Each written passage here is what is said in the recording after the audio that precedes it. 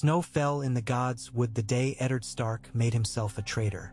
It drifted down in lazy spirals through the red leaves of the heart tree, frosting the pale roots that coiled from the earth like the bones of a great buried giant.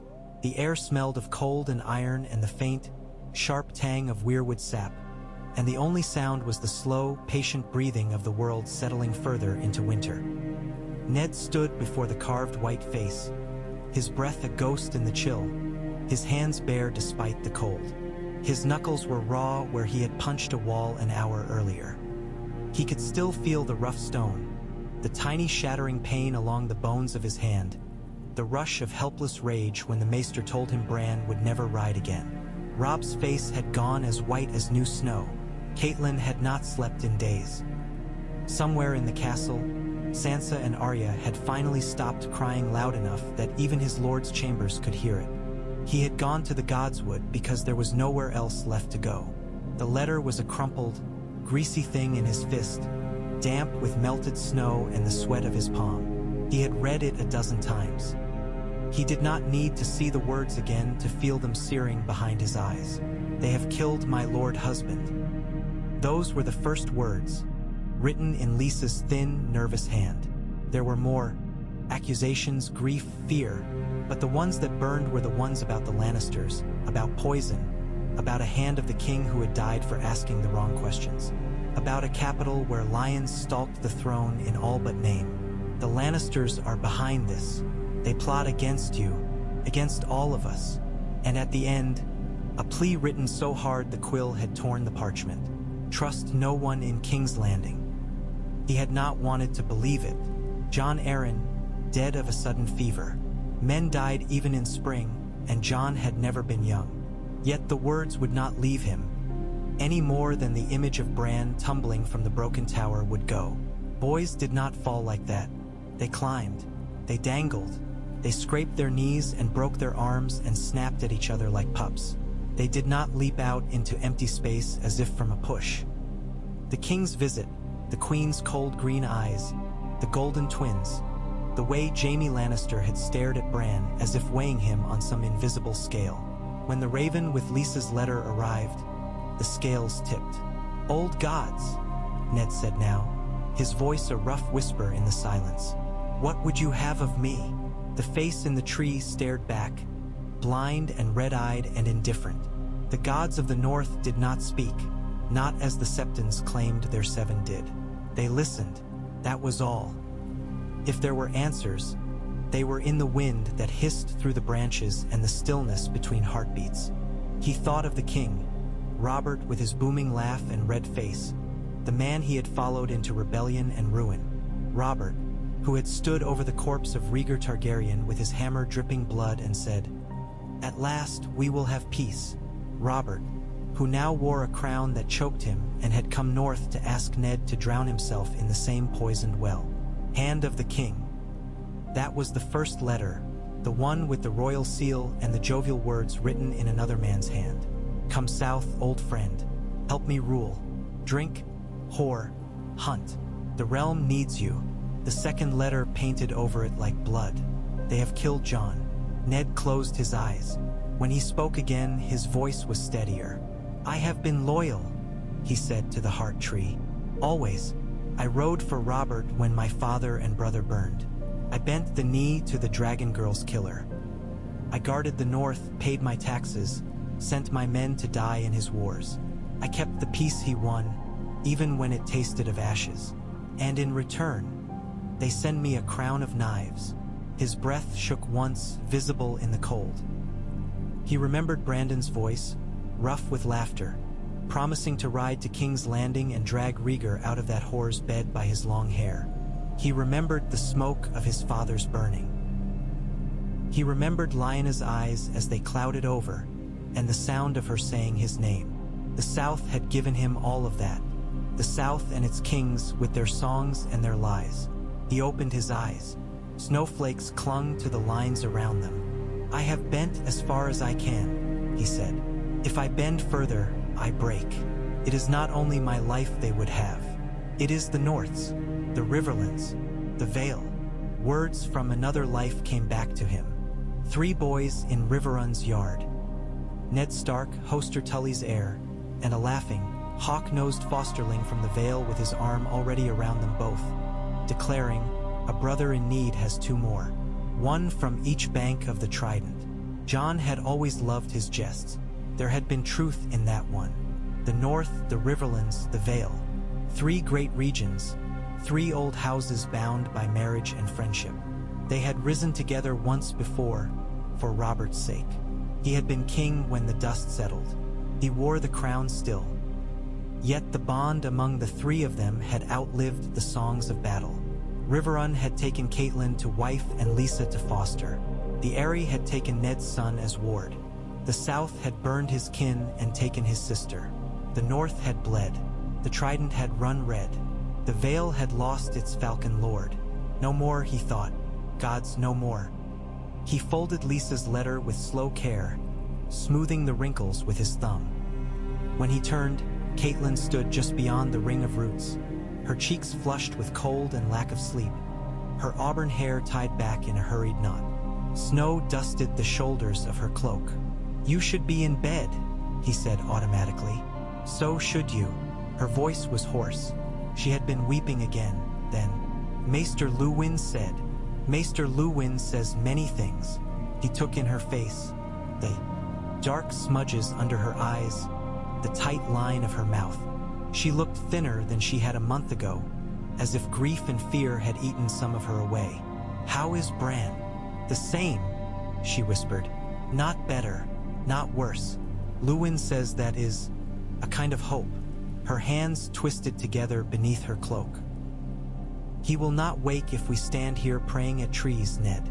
"No," Ned said. "He will not wake if I ride south either." He saw the shiver go through her. Her eyes went to his face, searching. "You received the king's letter," she said. "And Lysa's." "I did. What will you do?" There it was, naked and plain as steel between them. In the quiet of the Godswood, the choice that had hunted him for days set its jaws around his throat. Eddard Stark of Winterfell, Warden of the North, Lord Paramount, King's friend, man of honor. He could follow duty, duty as the songs told it. Obey his king, go where he was commanded, put his head in the lion's mouth and hope it would not bite down. Or he could follow a different duty, older than any crown, the one that bound him to the land and the people who looked to him for shelter when the snows came. If it were only my head at risk, he thought, perhaps I go. Perhaps I die in some alley in King's Landing, and Sansa cries, and they tell stories about my noble sacrifice. But it was not only his head. It was Robb's and Bran's and Rickon's. It was the men who had stood at his back since he first took up ice. It was the North. "Lysa believes the Lannisters killed Jon," Catelyn said. "You saw him, Ned. You knew how strong he was, how steady. Men like Jon do not simply fall ill and die, not without cause. And now Bran." Her voice cracked. She swallowed it down. He saw the dagger in her hands, the one she had brought from King's Landing, the blade of Valyrian steel inlaid with a glittering rippled pattern, the hilt a dragon's bone. Tyrion Lannister's Littlefinger claimed, a lion's knife in a child's flesh. The image would not leave him. "It is not only Lysa's fear," she said. "Peter believes it too. Peter believes what suits him at any given moment," Ned said, more harshly than he intended. "He was a boy who wanted to be a man and grew into a man who still plays at being a boy. I will not stake my house on his whispers." "But you believe Lysa," Catelyn insisted. "You would not be in the Godswood if you did not." Ned took a breath. Snowflakes melted on his tongue. "I believe," he said slowly, "that the South is a poisoned well. The nearer we drink to it, the more our tongues blacken. Ask Lord Jon if you can. Ask my father." Her jaw clenched. "The king is your friend," she said. "He trusts you. If you go to him, if you warn him." "He is my friend," Ned agreed. "If I go to him, I will tell him that the Lannisters are vipers and that his queen is no friend to him. He will laugh. He will slap my back. He will drink another cask of wine to drown the knowledge. And when I press him, when I name names and bring him truths he cannot ignore, They will call me traitor and cut my head off for my trouble. And Robert, he closed his eyes briefly. Robert will weep. Perhaps he will come north and drink himself to death in my hall. But he will not change. Then you would abandon him? There was a flare of anger now, sharp as flint in her voice. After all he did for you? For us? For us? Ned echoed. He did as much for himself. He wore the crown after. He got his revenge. We stayed here. We rebuilt. She flinched as if he'd struck her, and he cursed himself silently. Caitlin loved him, but she loved duty too, and the order of the world as she understood it. Kings ruled. Lords obeyed. To turn from that was to step into chaos. You would set yourself against the Iron Throne, she said, quiet now. Against all the South. I would set myself between the North and their knives, Ned said. He lifted Lisa's letter. Between the Riverlands and their fire. Between the Vale and their fear. Lisa named me Caitlin. She begged me, not Hoster, not some southern lord with bright armor and soft words. Me, John's brother, Caitlin whispered. I. He remembered John's hand on his shoulder after the siege of Storm's End. The ash on his face and the way his voice had gone hoarse. You are the best of us, Ned. Not the bravest, not the cleverest, but the best. That is why I send you home. If I ride south, I serve another man's dream, and the North stands alone. If I stay and call the banners. He felt the words settle in his mouth like lead. If I stay, we are three again. Three. The North, the Riverlands, the Vale. He met her eyes. The houses that bled for Robert. The houses that lost sons and fathers and brothers so he could sit his throne. We have been loyal.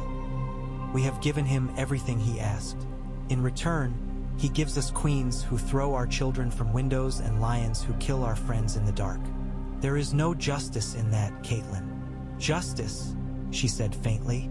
If the South will not give it, we will take it. The wind sighed through the red leaves. For a long moment, the only sound was the quiet drumming of snow on leather. Caitlin looked beyond him at the face of the heart tree. She shivered once, as if some cold had found her that had nothing to do with winter. You would make war, she said. I would make ready, Ned corrected. Call bannermen. Send riders. Words first. We write to Hoster, to Lisa, to the lords who owe them fealty. We ask what their hearts will bear, if they will stand with us. We write to the king. We tell him what Lisa believes, what we suspect about Bran. We demand justice.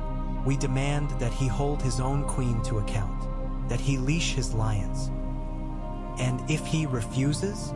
Ned thought of Cersei's face as she watched Bran placed on a litter, her expression nearly unreadable.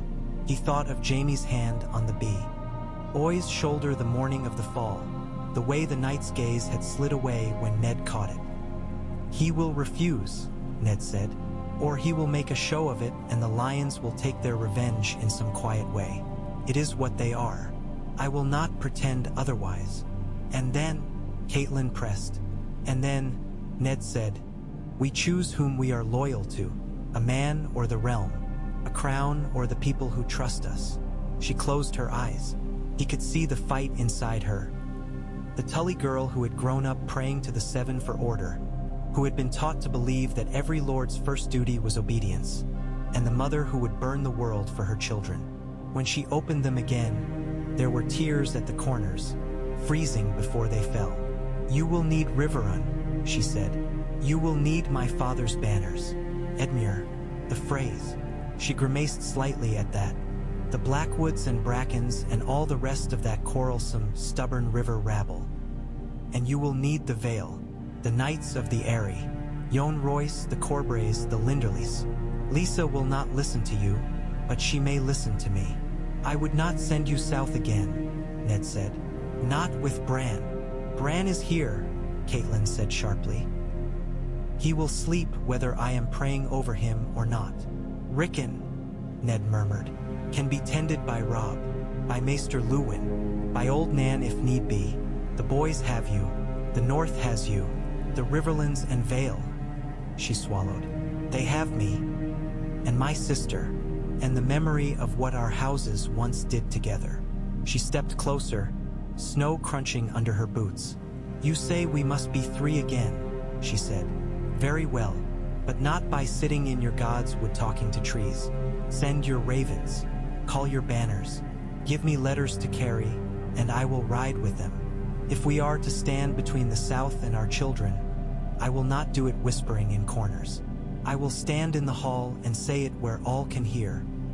Ned stared at her, and for a moment he saw not the tired woman with the red-rimmed eyes, but the girl from Riverlands Godswood, the one who had walked with him beneath different trees and told him, in a fierce whisper, that she would be no man's brood mare.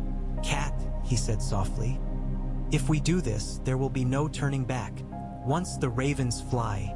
I know, she said.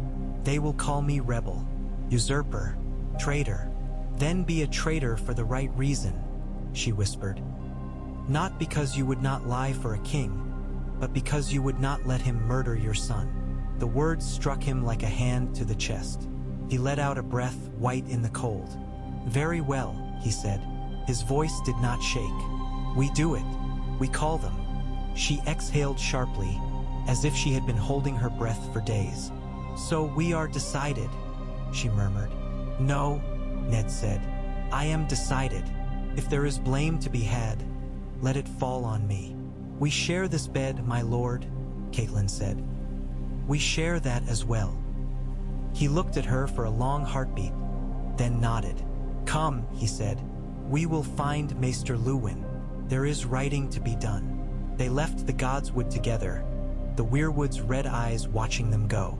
Snow whispered around their feet, and the wind tugged at their cloaks, as if some old power were trying to hold them back from a road that led only deeper into storm.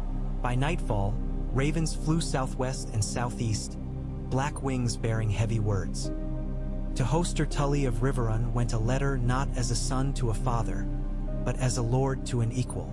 It spoke of Lisa's fears, of John Arryn's death, of the dagger that had nearly taken Bran, of Ned's suspicions about the Queen and her kin. It asked questions no loyal subject ought to ask. What do we owe a king who cannot guard us from his own household?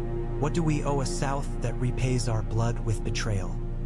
To Lisa Arryn of the Eyrie went a different letter, softer in phrase but no less weighty in intent. It spoke of old years and older friendships, of Jon's honor and the son who bore his blood.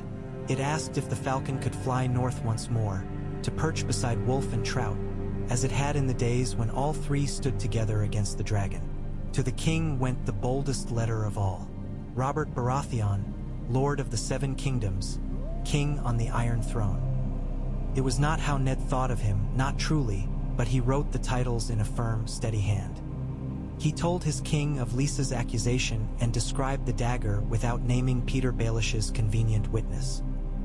He detailed Bran's fall and the timing of it, the way Cersei had stood at the boy's bedside like a carved statue without a word of sympathy, the way her golden brother had left Winterfell early without quite seeming to flee. He did not accuse. He laid out facts like stones and asked the king what edifice he would build on them. In the end, the ink blotted slightly where Ned's quill had lingered over a single sentence. I cannot in honor leave the North undefended when there are such questions, even at your command. If there must be an answer, it should be one that all the realm can see, clearly and without whisper. It was as close as he could come to saying, if you do nothing, I will. When the ravens were gone, there was nothing to do but wait. The North did not wait as other places did. It moved slowly, like ice creeping down a riverbank, and then all at once, the breaking. Within a day, riders galloped from Winterfell's gate, spreading Ned's summons to the far-flung holds. Carhold, Deepwood Motte, Last Hearth, the Rills, Bear Island, the Dreadfort. Banners that had not flown together in war since the Greyjoy Rebellion were unrolled and mended. Wolf heads stitched beside flayed men and tridents and skirling iron-born krakens to remind them of old foes. Robb watched it all with a face that shifted from awe to fear and back again. Arya pestered the stable hands to be allowed to ride with the messengers. Sansa asked, in a trembling voice, if they were going to war. No, Ned told her, resting a hand on her head. We are going to speak loudly, where all can hear. That is not the same as war. He did not add that war often followed close behind loud words, like thunder after lightning. Caitlin left 2 days after the ravens, wrapped in fur and resolve, a small escort of seasoned men at her back. Ser Roderick Castle rode with her, his whiskers stiff with determination, and Theon Greyjoy grinned at the prospect of travel and adventure, not seeing the lines on Ned's face as he watched them go. "Keep her safe," he told Roderick, low and hard, when they embraced in the yard. "With my life, my lord," Roderick said. Ned kissed Caitlin once, quick and fierce, there in the crisp morning air before all the watching eyes. She tasted of salt and snow. "Bring them back to us," he said into her hair. "Riverrun, the Eyrie, bring them here. Only if you hold this place," she whispered back. "Do not lose Winterfell before I return." He watched until her horse was only a dark shape on the white road, then turned to his waiting steward. "Send for Galbart Glover," he said, "and Wylus Manderley, if his ship has not yet sailed. We will have need of men who know how to hold walls when the South comes calling." "The South, my lord?" the steward asked, eyes wide. Ned looked south, to where the land sloped dark and distant beneath a curtain of falling snow. "They will come," he said. "If not for our heads, then for our pride. It is all the same to them."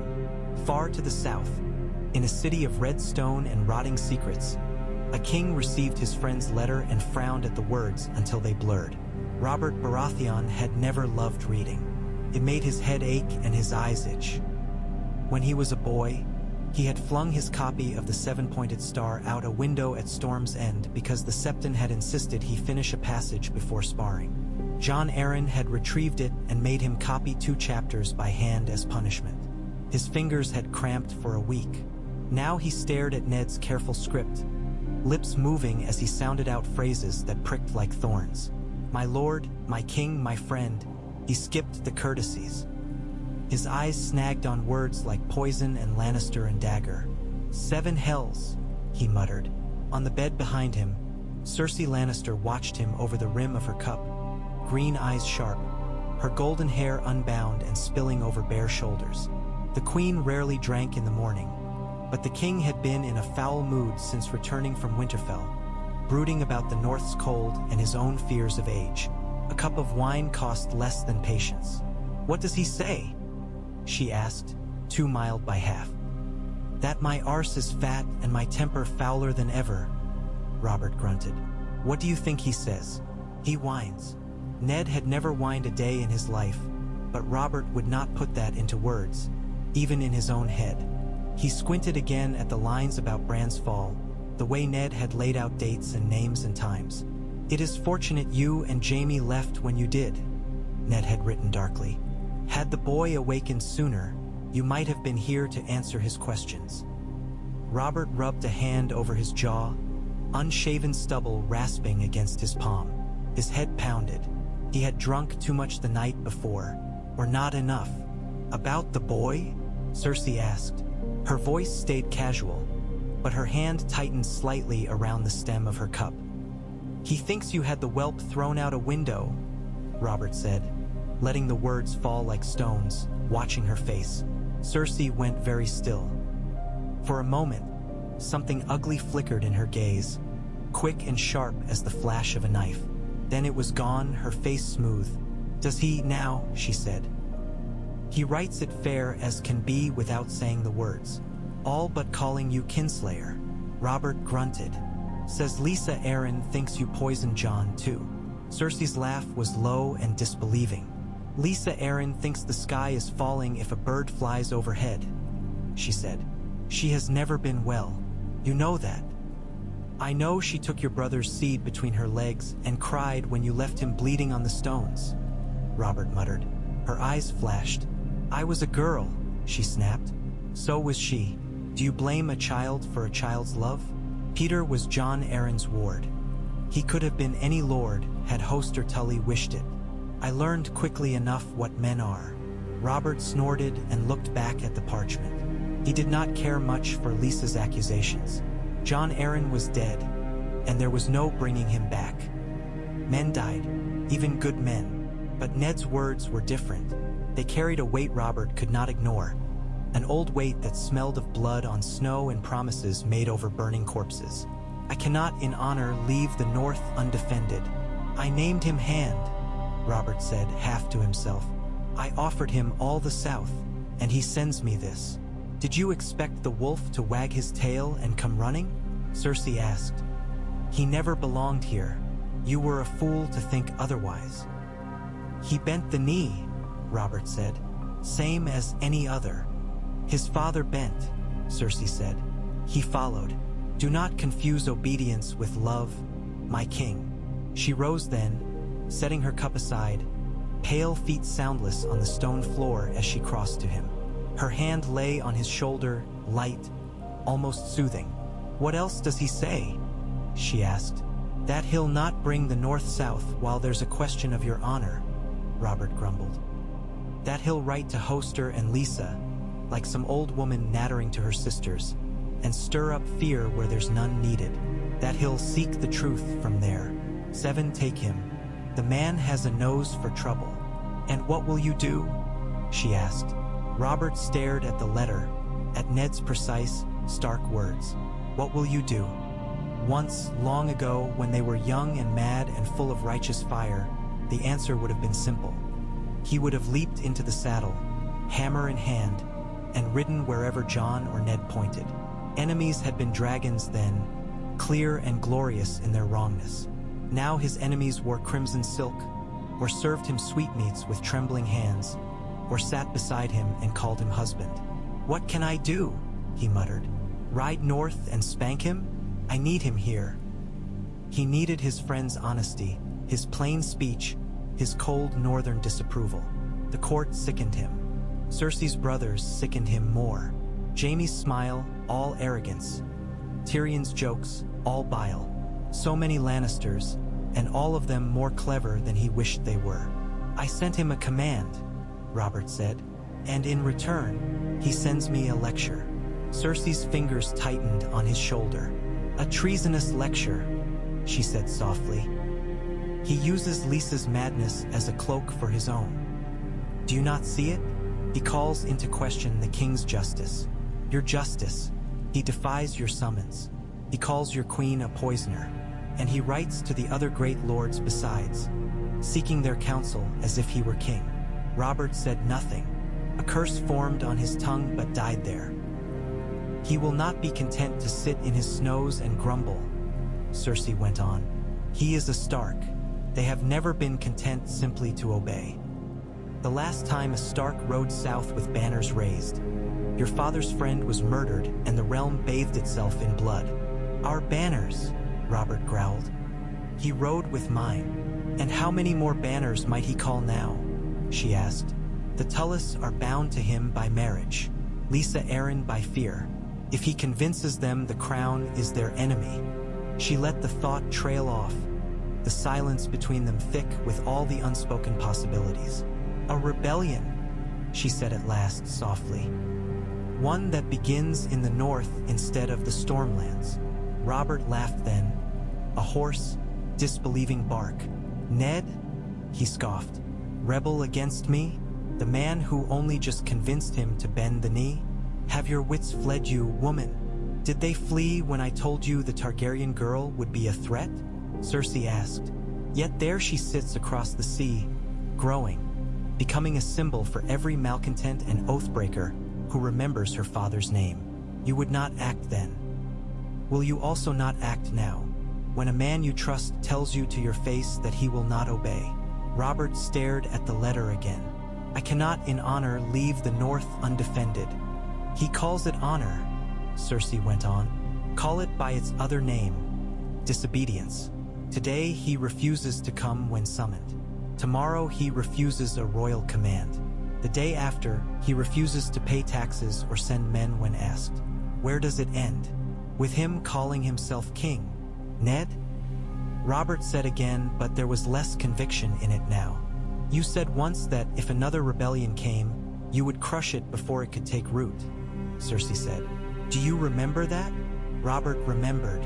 The night had been long, the wine strong, and he had woken with a splitting headache and a vague memory of boasting to his wife of all the things he would do if dared. It had sounded like sense at the time. "So," he muttered. "So crush it," Cersei said, "before it spreads." "You would have me march against the north?" he asked. "Send Southron's swords into those snows again, after all we lost the last time?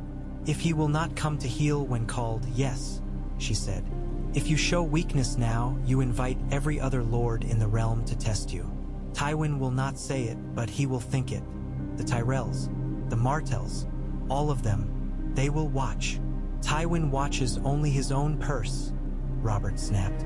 "And your crown sits in his daughter's lap," Cersei said. "Do not forget that."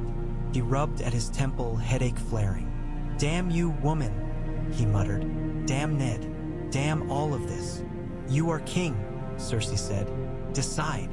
"I will write," Robert said. "Tell him to mind himself, that I will hold a full inquiry into Jon's death, that I will hear his case, that if he will not come, he had best send someone. His heir, his maester, someone. I will not have him sulking at the bottom of the world while the rest of us drink the poison he claims to smell." "A letter," Cersei said, "while he sharpens his swords." "He is my friend," Robert growled, "and I am not in the mood to start a war in a snowdrift." He dipped his quill anyway, hands clumsy on the parchment. The words came out less firm than he wished. "My dear friend, you see plots where there are none." He did not show the letter to Cersei before he sent it. In the Eyrie, the wind screamed around towers that had never known the weight of horse or wheel. Lisa Arryn paced the high solar in a gown of blue that hung loose on her frame, her eyes darting to the door each time it creaked. Her son sat by the window with a falcon on his arm, thin legs dangling. "Again," the boy demanded. "Tell them again, mother." "Hush, sweetling," Lisa murmured. "The bird will come when she's ready." "Not the bird, mother. The story," she heard echo in her head. "The one about the wicked queen and the dead hand and the lions waiting at the door." When the maester brought her Ned's letter, her fingers shook so badly she tore the seal twice before she got it open. The words swam before her eyes. Jon's name wove through them like ghost smoke. "My sister," he called her, and spoke of the South's corruption with a clarity that made her throat tighten. He asked her to stand beside him as their lord husband once had, to join North and River and Vale in common cause. "He believes me," she thought wildly. "He believes me. They told me I was mad, that grief clouded my mind, that I saw phantoms where there were none. But he sees them too." "Is it from the queen?" little Robert asked, nose wrinkling. "No," Lisa said. "From your uncle, from Lord Stark." "The one with the ice sword?" Robert's eyes lit. "And the wolves?" "Yes, sweetling. Will he come take me away from here?" the boy asked. "To see snow and trees and wolves?" Lisa pressed the letter to her breast, staring out the narrow window at the endless drop beyond. Somewhere below, a bird screamed as a gust tore it from its path. "Perhaps," she murmured, "perhaps he will take us all somewhere the lions cannot reach." In Riverrun, Hoster Tully coughed blood onto his sheets as his maester read the letter aloud. The old lord's once mighty frame had withered on the bed. His shoulders narrowed, his breath raspy with each inhalation.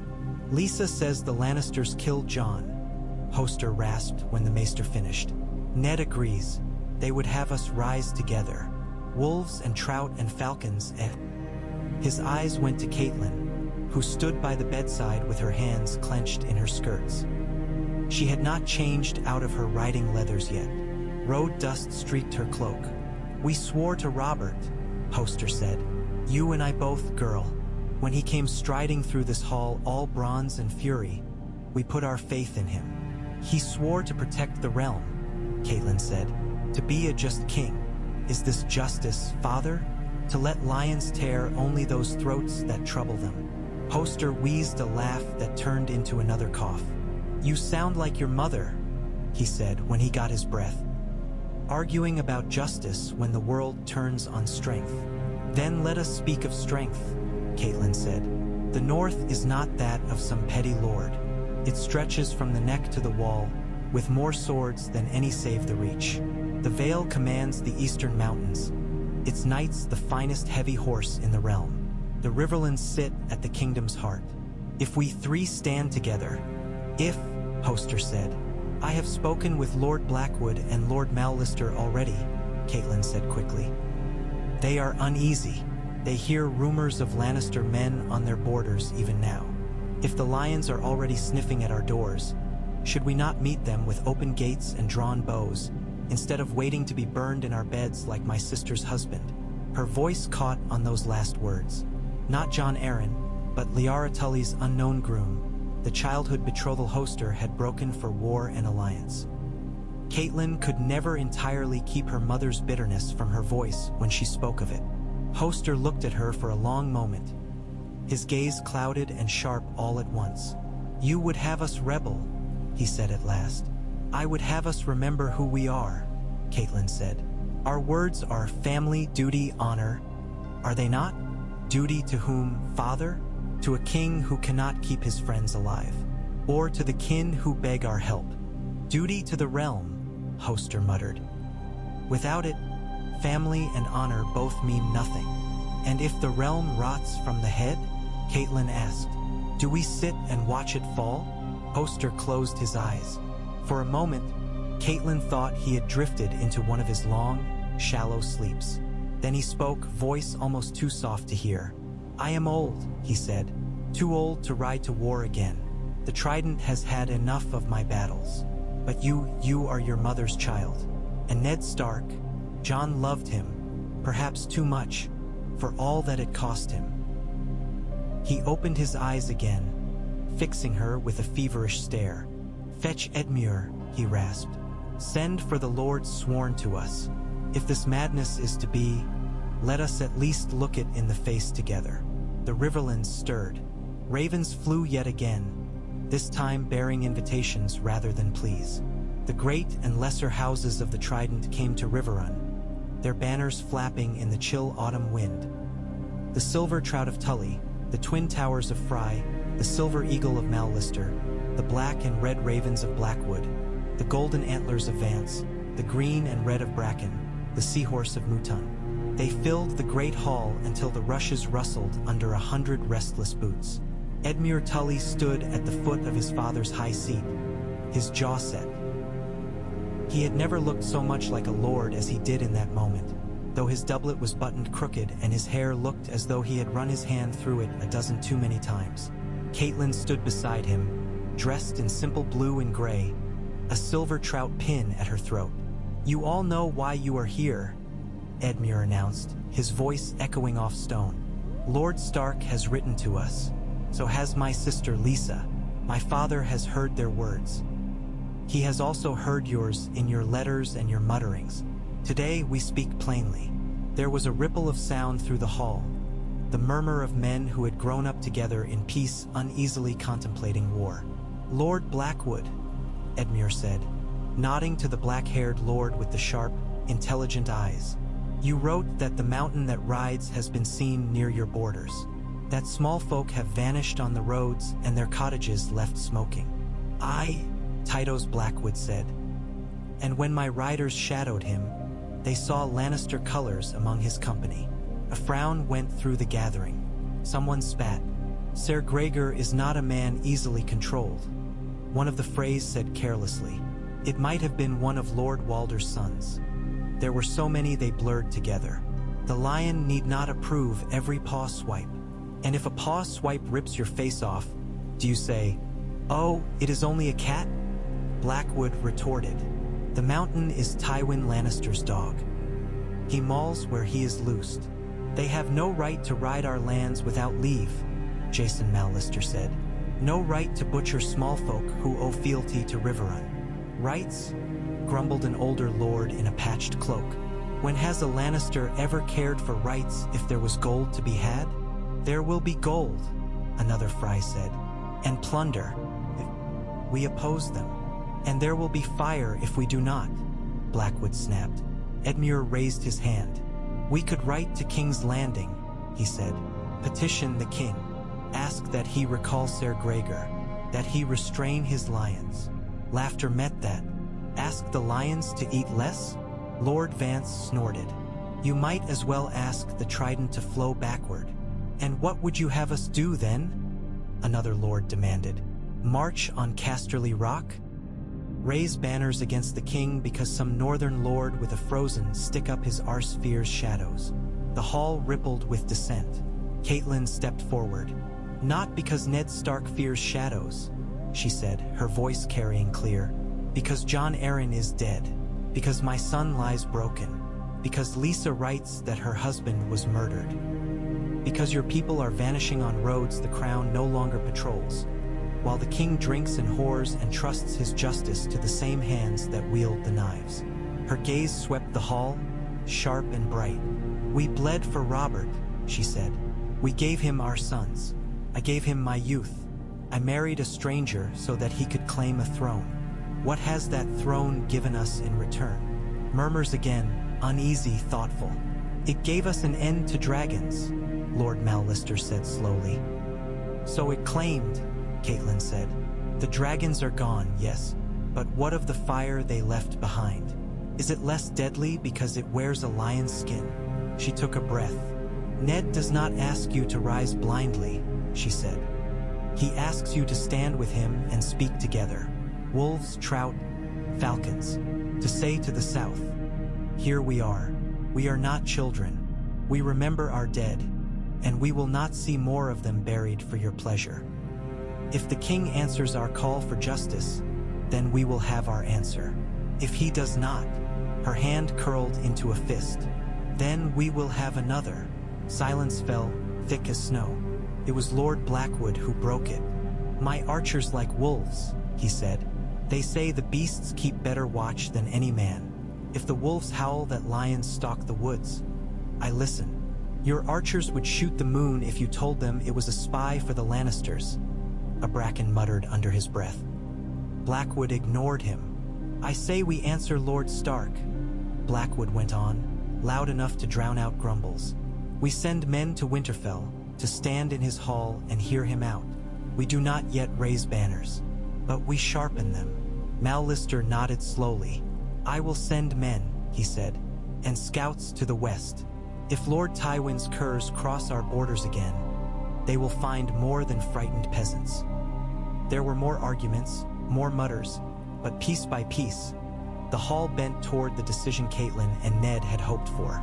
The Riverlands would move, not yet in open defiance, but in wary readiness. Edmure's shoulders sagged with relief when it was done, as if he had been holding his breath for days. In the Vale, Yohn Royce slammed his fist on the stone table. By the first men's bones, he growled. I knew this would come to it. Jon Arryn dies, and suddenly the lions are gnawing on us all. Lisa flinched at the sound, pale in her chair. It is the Queen, she whispered. She hated Jon. She hates me. She wants my boy. She wants to send him away, to be a ward in some southern viper's nest, so she can bleed him dry and take the Vale for herself. Her voice rose shrill. Robert, sitting on a cushion by her side, whimpered and pressed closer. She cannot take the Vale while we hold it, Yohn said firmly. No army can climb our mountains without us knowing. And if they take the high road, we roll stones on their heads until they are nothing but red smears. The Queen took my husband, Lisa hissed. She took Jon. She killed him.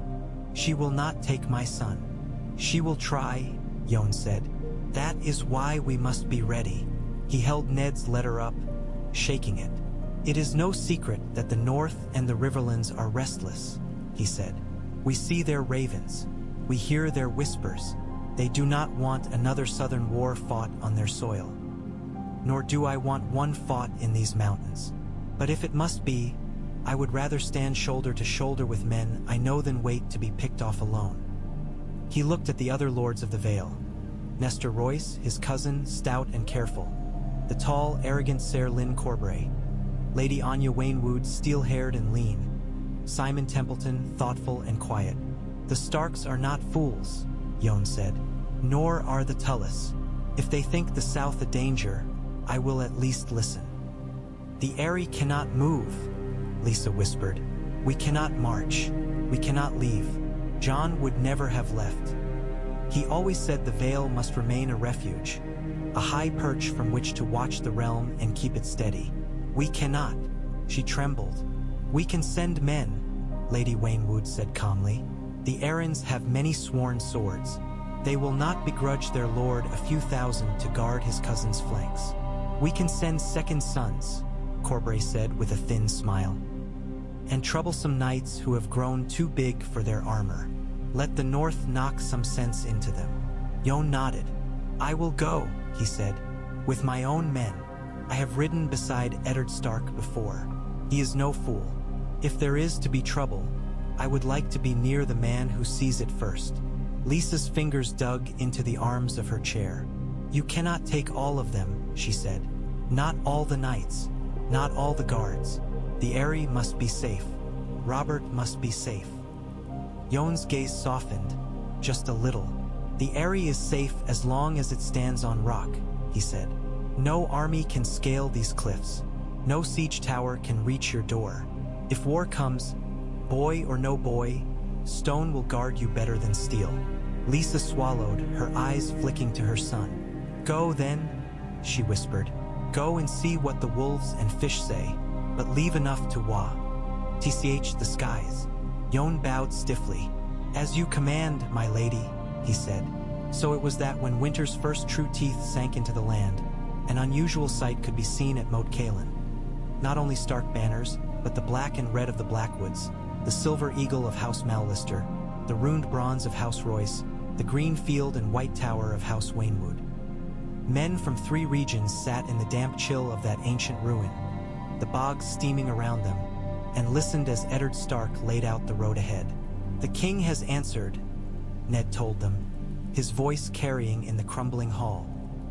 "He calls my fears shadows and northern chill.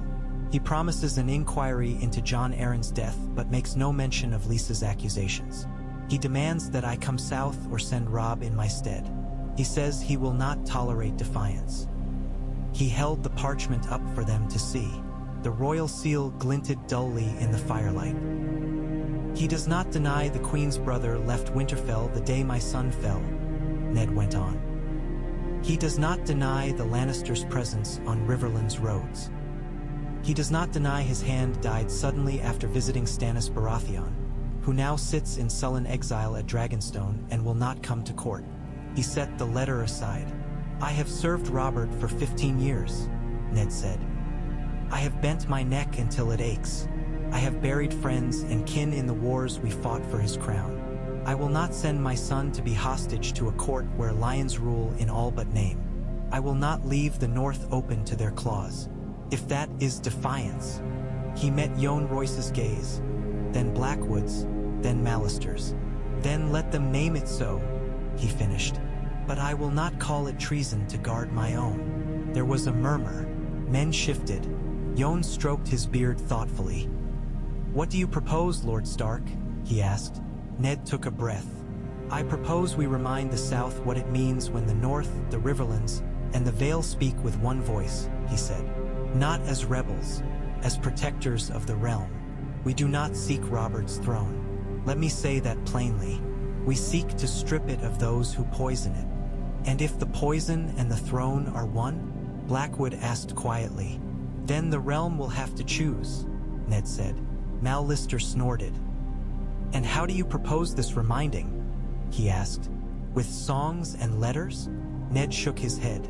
"With men," he said, "and banners. And if the king will not listen, Steel, we send him one more letter from all 3 of us together. We demand that he order the arrest of those responsible for Jon's death, to be tried by a council of lords from all the kingdoms. We demand that he recall Ser Gregor Clegane and any other Lannister free company from the Riverlands, on pain of having them declared outlaws. We demand that he send us his son, Joffrey, as fosterling, either to the Eyrie or Riverrun, as Jon was once fostered, not as a hostage, as a show of trust." There was a sharp intake of breath from more than one throat. Politely, they did not look at Jon Royce, nor at the memory of a young Robert Baratheon raised in Jon Arryn's hall. That would tear the queen's heart from her chest, Jon said.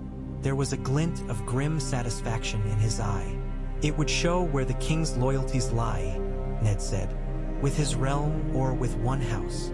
And if he refuses? Blackwood asked. Then we know, Ned said simply, and we act. You would attack King's Landing, Mal Lister said, incredulous. With what? Mud and snow. With the greatest army Westeros has seen since Aegon landed, Jon said slowly. He looked at the men gathered. Think on it. The North's spears and swords, the Trident men's levies, the Vale's knights. We number more than any single other region, even the Reach if we move together. And there would be others, Blackwood added. The Lannisters are not beloved, even where they are feared. The Tyrells would watch carefully before opposing us. The Starks have the North. The Tullys have the Trident. The Arryns have the Heights. Only a fool picks a fight with 3 enemies at once. Tywin is no fool, Mal Lister said. He will move. Then we meet him, Ned said. They argued long into the night. There were those who counseled caution, others who urged immediate war. A few spoke of calling a great council, summoning all the lords of the realm to Harrenhal or Old Town to settle the matter by words instead of blades. Ned listened, weighed, and in the end, the same stubborn conclusion sat solid in his chest. There would be no peace while lions held the king's ear and his cock. In the end, they agreed to his course. A joint letter would be sent, bearing the seals of Stark, Tully, and Arryn, demanding justice and offering friendship if answered truly. At the same time, men would muster quietly. Grain would be stored. Roads would be scouted. The North would bristle like a hedgehog. The Riverlands become a net of watchful eyes. The Vale send its falcons to perch on ridges near the neck, ready to glide when the time came. The Raven carrying the Triune letter, as some would later name it, flew south into storms. In King's Landing, the sky was a bright, pitiless blue when it arrived. Varys carried the parchment into the small council chamber on soft slippers, his round face unreadable. Cersei sat beside the king, her features a mask. Littlefinger lounged near the wall, flicking dust off his sleeve. The Grand Maester dozed in his chair. You look like a man who has swallowed a hedgehog, Lord Varys. Robert grunted as the eunuch laid the letter on the table. I feel very much as though I have your grace, Varys murmured. A hedgehog bearing 3 crests.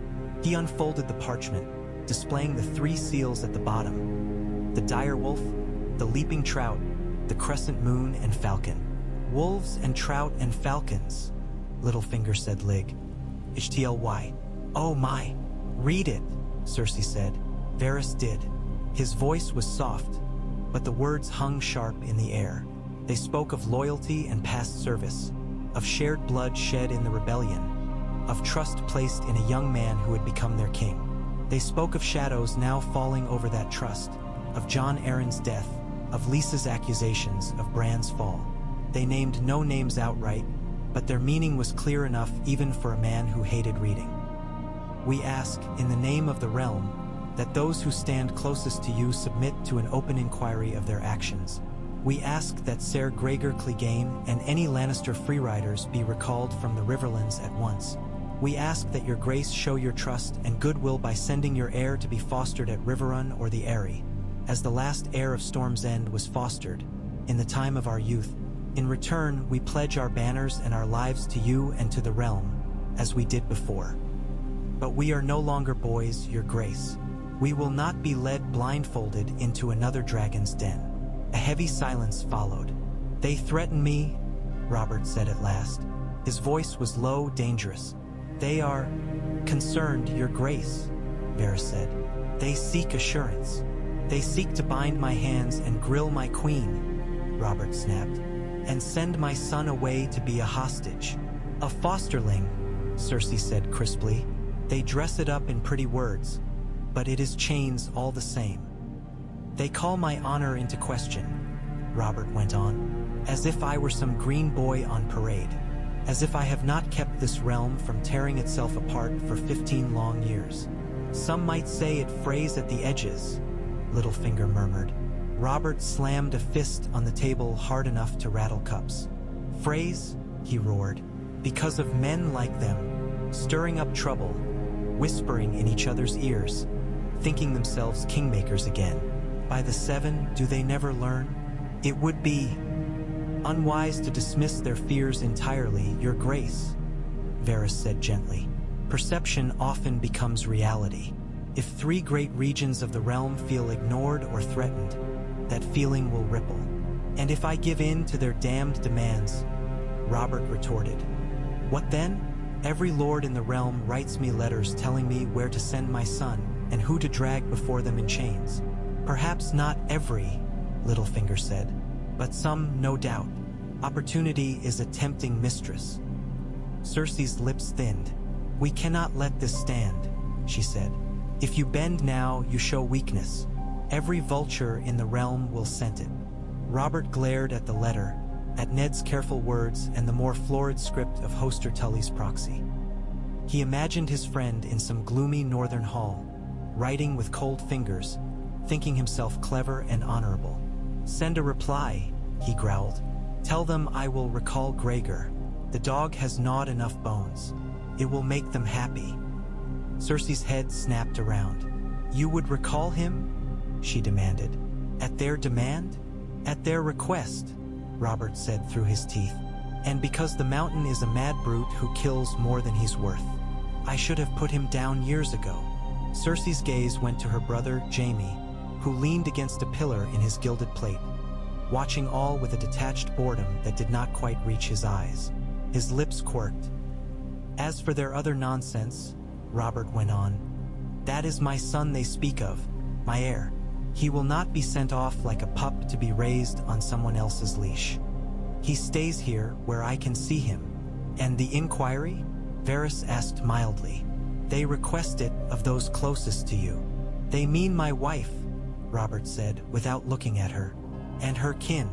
You have nothing to fear if you have nothing to hide, Cersei said coolly. He barked a laugh without humor. If I put you, your brother, and your sweet father in a room with half the lords of the realm and told them to sniff out truth, by the time they were done the kingdom would be in pieces, he said. No, there will be no damned council. If I must look into Jon's death, I will do it myself. Through men I choose. Men like the Hound? Littlefinger asked. Or perhaps Ser Gregor, before you send him home? Robert shot him a baleful glare. You speak too much, Baelish. It is a known failing of mine, Your Grace, Littlefinger murmured. Cersei's fingers, beneath the table, were white where they clutched at her gown. If you recall Gregor and offer them sweet words, she said, voice tight, they will not be satisfied.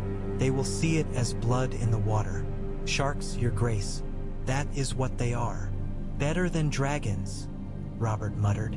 You are dragon and shark both, if you remember, Littlefinger said. You sit a dragon's throne. It would be a shame to let it be bitten out from under you by northern wolves.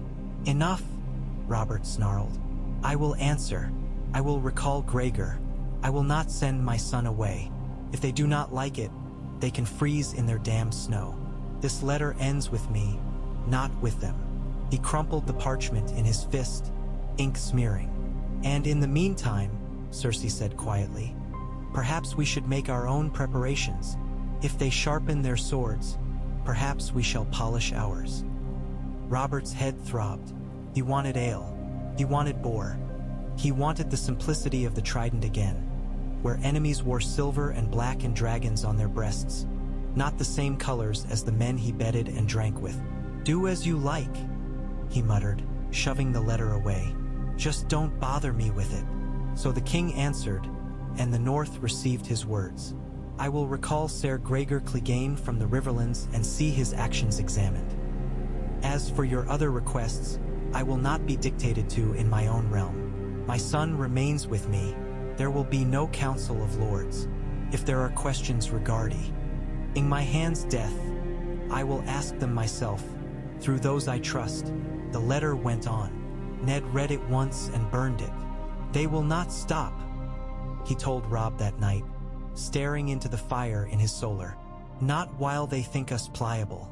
This was their chance to show good faith. They chose instead to tell us we know nothing of our own friends and children. What will we do? Rob asked. He stood near the window, looking out at the dark courtyard where men trained by torchlight.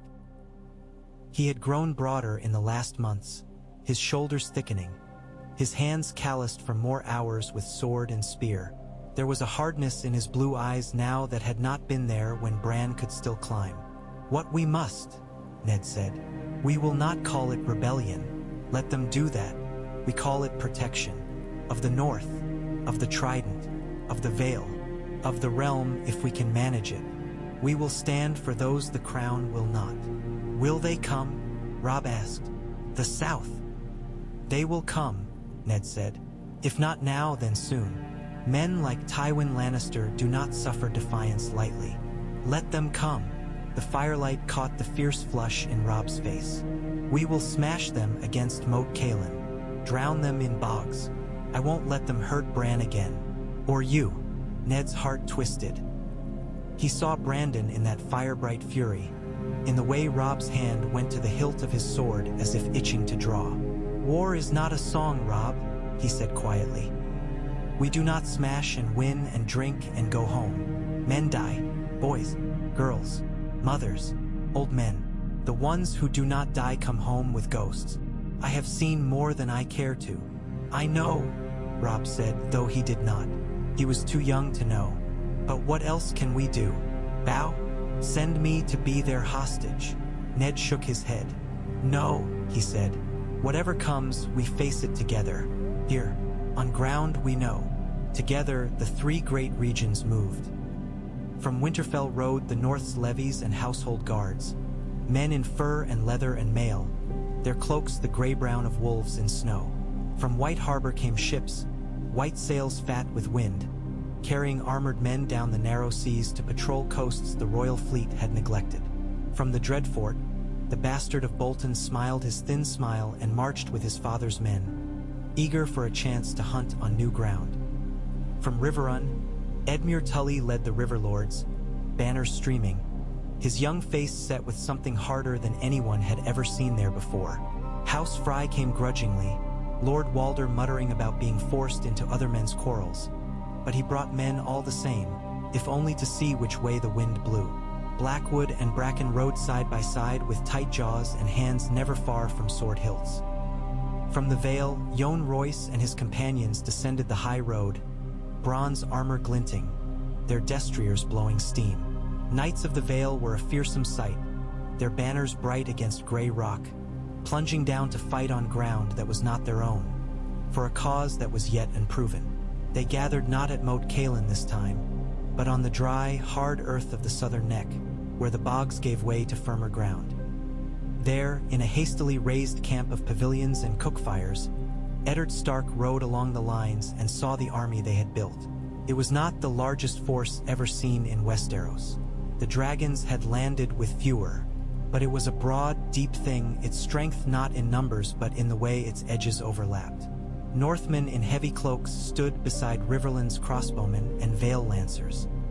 They shared bread and curses and stories of lions on roads, of taxes increased to pay for gowns and tourneys, of friends gone to King's Landing and returning changed or not at all. Do you see? Jon Royce said quietly, riding at Ned's shoulder. You have done what Aegon did, brought three lands together. Ned shook his head. Aegon brought them with fire, he said. I bring mine with fear. Fear of the same thing, Jon countered.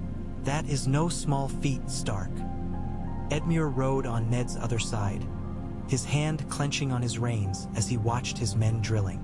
They say Tywin Lannister has called his banners too, he said, that the Westerlands are a wasp's nest now, all steel and sting. He will not wait for us to go south, Jon said. He will come north to meet us. He will want to fight on ground he chooses. Then we must choose it first, Ned said. They sent scouts. They sent ravens. They sent word to Lord Tywin that if he wished to avoid war, he would keep his men west of the Golden Tooth and recall his free riders from the Riverlands. In return, they would keep their army north of the Trident, and together they would petition the king for redress. It was a reasonable offer, measured, careful. Tywin Lannister did not respond with words. He responded with fire. Gregor Clegane did indeed receive a royal summons to King's Landing. He did not obey it. Instead, he rode harder and faster, burning farms along the Tumblestone and Red Fork, leaving charred corpses behind him as messages in place of ravens. Other Lannister men-at-arms joined him, following some order that had never passed through ink and parchment. "Recalled?" Blackwood said grimly when word reached the Triad camp. "To hell!" Ned's jaw tightened as he stared at the maps spread on the table in his command tent. "We march," he said. "Edmure, recall your men. We go to put out Lord Tywin's fire. Will the king call it justice if we slay his lion?" Jon asked dryly. "Let him call it what he likes," Ned said. "We call it defense." The army moved like a slow tide, drawn south by a burning moon. Villages the mountain had passed through still smoldered when they arrived, the air thick with the stink of scorched flesh and wet ash. Survivors told of laughter and cruelty, of men in crimson cloaks who cut down children for SP. Arya would have had words for it, Ned thought grimly, then shoved the thought aside. She was safe at Winterfell. That was why he had done all this. So she and her sister and brothers could stay safe where the snow fell soft and clean. They caught Gregor Clegane's force 4 days later on the green fields near a nameless hamlet that had already died under his hands. The mountain sat his massive horse like a man grown into beast. His armor was blackened and dented, his sword spattered with old blood. Lannister colors snapped behind him. "River scum," he boomed when he saw Edmure's banners. "Come to die on your own charred shit?" Edmure's face went white with anger. "Ser Gregor Clegane," Ned called, riding forward, ice at his hip. "By order of King Robert Baratheon, you are to lay down your arms and submit to royal justice for crimes committed under House Lannister's banner." Gregor laughed, a sound like rocks grinding. "The king is far away," he said. "My lord is closer.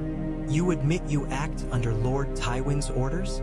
Jon Royce asked, raising his voice. "I act under my sword," Gregor snarled. "And my sword says you die today. So be it," Ned thought. The battle that followed was not a glorious thing. It was a slog through churned earth and screaming men. Northern spearmen formed a wall, shields locked, as the mountain's riders crashed into them. Vale knights thundered along the flanks, lances shivering against Lannister shields. Riverland archers sent a black hail into the air, fletched with blue and green and gray. Ned fought where the line buckled, ice a weight in his hands like the old oaths he carried. He killed a man in a crimson cloak whose beard reminded him of Robert's. He saw Edmure's horse go down under him and cursed with relief when the young lord reappeared on foot, muddy and furious, driving his men forward with the flat of his blade. Gregor Clegane carved a path through it all, a moving mountain of iron. He crushed men under his horse, cut them in half with blows that should have been impossible. He left a trail of broken bodies and mangled shields. It was not Ned who stopped him, nor Edmure, nor Jon. It was a skinny, sharp-faced boy with blackwood ravens on his surcoat, no more than 16, who planted his feet in the mountain's path and raised a spear. For a heartbeat, Ned thought the boy madness itself. Then he saw the line of ice-gleaming steel along the spear's tip, the way it glinted not like ordinary iron. "Dragon glass," Jon breathed. "What in the seven?" Gregor laughed and spurred his horse. The spear took him in the gap under his arm as he raised his blade, punching through chain and quilted padding with a wet crunch. For a heartbeat, nothing seemed to happen. Then Gregor screamed. It was not a human sound. It was a bellow of pure, animal rage and agony. He swung his sword wildly, slashing the Blackwood boy across the chest even as he toppled, his great bulk crashing to the ground. The spear snapped, leaving a shard of black stone buried deep. Smoke curled from the wound, not like any smoke Ned had seen, faint and gray and cold. Gregor convulsed once, then lay still. The field went quiet in patches around him, even as men elsewhere still hacked at each other. The sight of the mountain fallen sent a shudder through the Lannister ranks. Some broke and ran, others fought harder and raged. In the end, the Triad army stood where Gregor lay, battered but victorious. Who was the boy? Ned asked later, standing over the mountain's corpse. He stank even in death. Tommen Blackwood's second son, someone said. Rod Eric. He's dead, another voice murmured. Gregor cut him near in two. Brave little bastard. Ned looked down at the broken spear haft in the lad's fingers, the black stone shard still faintly smoking in the mountain's ribs. Why dragonglass? He asked. Blackwood himself, face gray with grief and pride, answered. My maesters say the old tales once spoke of it, he said. An oddity, a curiosity. There was a cache in my cellars, where my grandfather stored it for no good reason but that he was a crow, collecting shiny things. The boy liked its look, wanted to try it. I told him it would shatter. It did, Jon said grimly, but not before it did its work. They stared at Gregor's corpse. None of them understood that this was the first hint of a darker war to come, a different enemy stirring beyond the wall. For now, it was merely an oddity. A monstrous man felled by an old, brittle stone. Word of the mountain's death spread like fire through dry grass. So did word of who had killed him, and who had stood beside his fallen bulk after. Tywin Lannister heard of it in Casterly Rock's great hall. He did not rage. He did not throw goblets or curse the Starks or the Tullis. He sat very still and listened to the messenger describe Eddard Stark's calm command, Jon Royce's bronze-clad riders, Edmure Tully's shaky but determined tactics. Ser Gregor disobeyed a royal summons, the messenger said, trembling. Lord Stark enforced it. Lord Stark murdered my bannerman, Tywin said softly. My loyal servant, on ground that is not his, under banners that do not answer to him. His eyes were pale green, almost colorless in that moment. They send letters, he went on. They make demands. They kill men who wear my colors. They gather their forces at my border. And the king recalls one brute and does nothing else. His jaw tightened. If the king will not discipline his own dogs, Tywin said, I will discipline mine. He called his banners in truth then, no longer in shadow but in open defiance of the North's defiance. The Westerlands bled men in red and gold into the Riverlands, marching not as raiders but as an army. Ravens flew to King's Landing, bearing hollow words about pacifying rebellious elements and fending the crown's peace. Gold flowed to higher sellswards and by grain for siege trains. Robert heard of it between a feast and a hunt. He grunted something about dealing with it later and poured another cup. Cersei smiled a thin, cold smile when she heard the same news. Let the lions and wolves tear each other apart, she murmured to Jaime, as they lay tangled in silks. When they are both bleeding, we will see which throat to tear first. Jaime only laughed, though there was something brittle in it. The realm shuddered.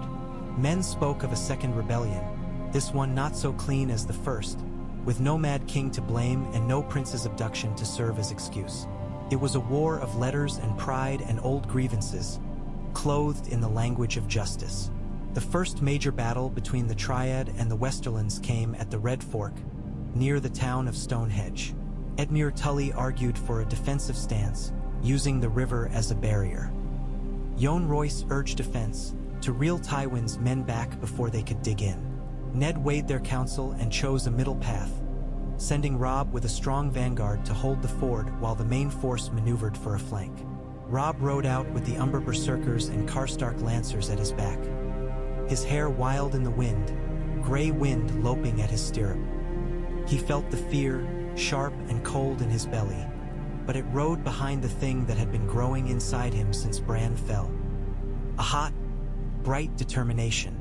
He would not fail his family again. The Lannister force that met him at the ford was smaller than he'd feared but better armored. Their lines glinted like a field of rubies as the sun broke through gray clouds. Trumpets sounded. Men screamed and charged. The river swallowed some, dragging down those whose armor was too heavy or whose footing slipped. Robb's world narrowed to the pounding of his horse beneath him, the clash of steel, the hiss of arrows. He saw a Lannister knight bear down on him, lion helm snarling, sword raised. Gray wind leaped before he could think, jaws closing on the man's arm, wrenching him from the saddle. Robb's blade flashed almost of its own accord, taking the knight's head. After, he would remember details in strange clarity. The way the knight's eyes, visible through the helm's slits, went from fury to surprise to nothing. The way blood looked on the river water, like thin red smoke. They held the ford. When the main Triad force came up hours later, the Lannisters were already falling back in disarray, their morale shaken. It was not a decisive victory, not yet, but it was enough to send a message. The wolves, trout, and falcons could not be brushed aside. Westeros tipped further toward war. Far to the east, across a narrow sea, Daenerys Targaryen rode with her unborn child beneath her ribs and listened to tales of Westeros in a tongue she had only just begun to understand. They spoke of a king who drank too much and laughed too loud, of lions gnashing their teeth at northern snow, of banners moving at the trident once more. Another rebellion, Ser Jorah said, a bitterness in his voice she did not yet know well enough to read. Or something like it. They fight over my father's throne? She asked quietly. They fight over their own pride, Jorah said. Your father's throne is only the chair they do it in. She laid a hand on her belly. And what of this man, this wolf lord? She asked. This Eddard Stark, an honorable foe, Jorah said. That is the worst kind. She did not understand then. She would, in time. For now, in Westeros, the wolf's honor was drawing him south like a lodestone. The Triad's march toward King's Landing was slower than any bard would later claim. They met Lannister forces again and again along the way, sharp skirmishes and small battles that bled them. The Westerlands were not broken easily. Tywin proved as cold and patient as his reputation.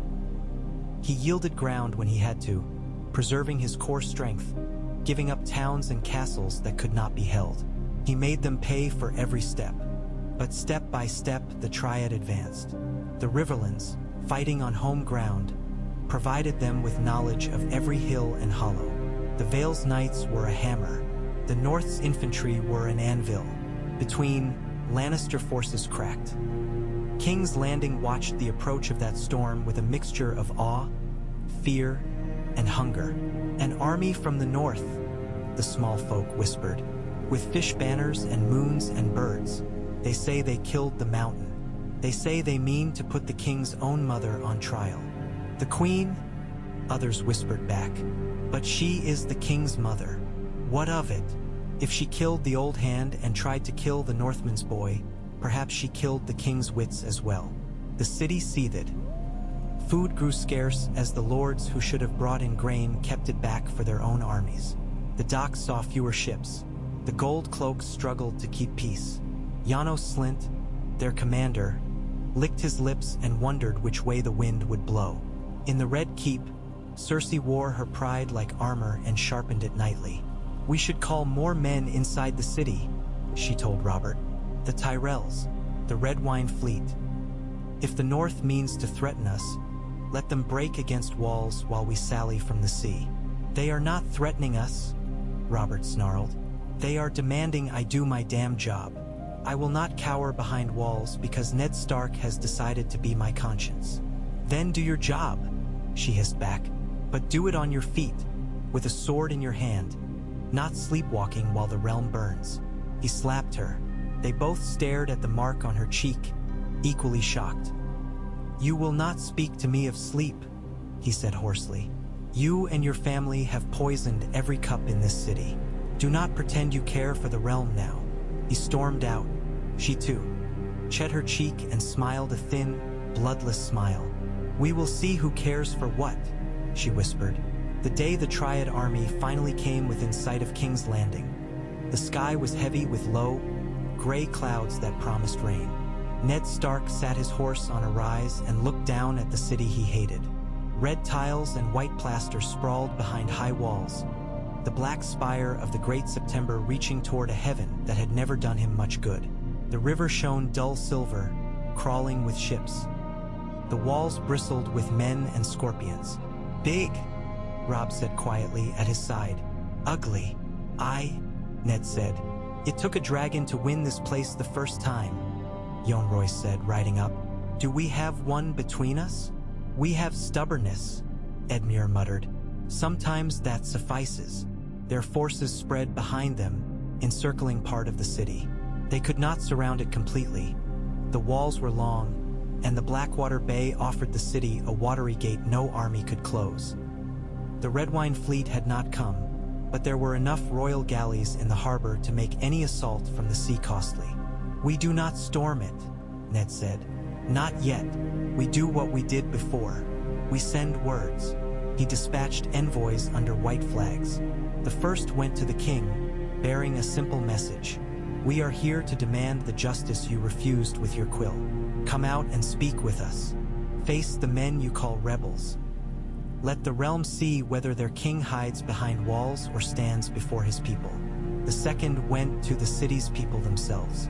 Edmure's men and Vale riders nailed proclamations to doors and posts where they could, and shouted them in crowded markets.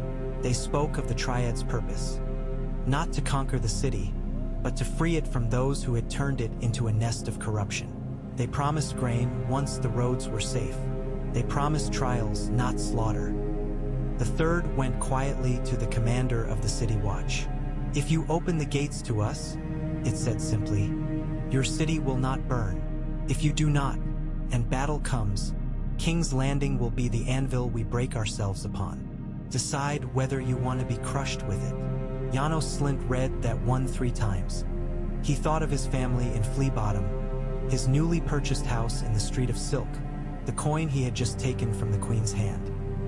He thought of Ned Stark's Stark reputation and Tywin Lannister's gold. In the end, he did what he always did. He counted.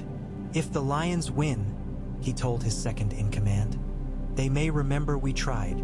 If the Wolves win, they will surely remember if we did not. So we hedge." "Sir," his second said, "we keep the gates shut until we see who stands," Janos said. "Then we open them for the man who looks like the new king. Within the red keeps highest tower," Cersei paced. Joffrey watched from the bed, his fingers playing with a small crossbow he had taken a liking to.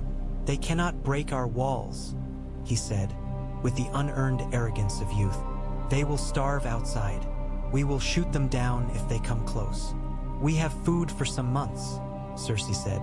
"They have food for years, spread out across 3 kingdoms. Whom do you think will starve first? Then we ride out and crush them," Joffrey declared. "We have the King's Guard, the gold cloaks, the Lannister men in the city.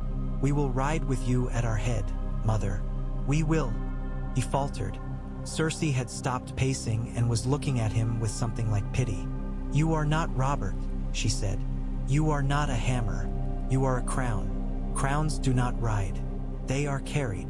Joffrey scowled. "They cannot touch us," he said stubbornly. "We have the Iron Throne." "The throne is iron," Cersei said. "It does not move. Flies can land on it. So can wolves." She considered, thought, weighed. Somewhere in the bowels of the castle, her brother Jaime polished his sword and cursed the fact that he could not leave the king's side. The city was full of Lannister men, but their leader commanded from afar. Tywin was still days away, marching hard to relieve the capital. They had only to hold until he arrived. It was not enough. She needed something more. "Send for the pyromancers," she said. The green alchemists crept out of their shadows like roaches, delighted to be needed. They spoke of wildfire, of caches still remaining beneath the city from Aerys' days, of results and effects. Cersei listened and smiled. "We may not need you," she said, "but I like to know what tools I have." Robert did not like any of it. "They sit outside my gates," he raged in council. "Like Bezigas. Me, the man they followed to victory, the man they crowned." "They crown you still, your grace," Varys murmured. "They merely wish to polish the metal." "They shove the crown down my throat," Robert snapped. "They speak of justice while their army scares the piss out of my small folk." You could go speak to them, Littlefinger suggested. Ride out with a modest escort. Meet this host under a truce banner. Show the realm that you do not hide from hard words. Cersei's eyes flashed. Ride out, she said. Into a camp filled with men who question your judgment? Where any madman with a blade could call himself Rhaegar Reborn and try to even old scores. You would trust them with your life. I would trust Ned Stark with it, Robert said. And he is there. He is also the man who defies you, Cersei said sharply. Who slays your bannermen and demands your son. Robert's hand shook on the arm of his chair. He is my friend, he said. He is your subject, Cersei shot back. He has forgotten that. Will you? Robert stared at the map. Little markers represented his city, his walls, the army outside. The pieces blurred. What would you have me do then? He asked. Cower here until my brother-in-law rides up with his lion. And eats my hand. Cersei said nothing. It was enough. In the end, it was not Robert who decided. In the dark of a sleepless night, with thunder rumbling far out to sea, Ned Stark walked alone along the Triad's camp perimeter. Guards nodded as he passed. Dogs lifted their heads. The air smelled of rain and smoke. He stopped when he reached a rise from which he could see the city's walls. Torches flickered along them, pricks of light in the murk. Beyond, faintly, the Red Keep loomed. He thought of Lyanna, of the Tower of Joy and the way Dawn's light had looked on her sweat-damp hair, of Robert's great laugh and small cruelties, of Jon Arryn's thin, tired smile. I have spent half a lifetime cleaning up after you, he murmured to the night. Do not make me spend the rest of it cutting down what you won't. A figure stepped out of the shadows near him. It moved quietly, but he had been on too many battlefields not to hear. Lord Stark, the man said. His voice was wry. I hope you don't take it ill if I say you look very much like a man praying he won't have to kill his best friend. Tyrion, Ned said, turning slightly. I had thought you asleep. Tyrion Lannister shrugged. His cloak was trimmed with fur now, a concession to northern chill he would once have mocked. He had come to the Triad camp months ago, not as a prisoner this time, but as an odd kind of envoy, sent by his father to see what these rebels want, and by his own curiosity to see if anything in the world could surprise him still. Sleep comes when I'm not worrying men like you will make choices that get me killed, Tyrion said. Selfish of me, I know. You chose to stay, Ned said. I chose not to ride back into my father's jaws, Tyrion corrected. He will not thank me for failing to turn you aside. Besides, the company is more interesting here. You have ravens instead of snakes. Do you miss your family? Ned asked. Tyrion considered. I miss my brother, he said. Sometimes. Mostly when I am drunk and almost stupid enough to forget. He pushed a boy from a window. Ned said nothing. His silence was answer enough. To your side. He loved her, you know, he said. Ned did not have to ask whom he meant. Love is no excuse for what he did, Ned said. Of course not, Tyrion said cheerfully. Love is no excuse for anything. It merely explains it. Poorly.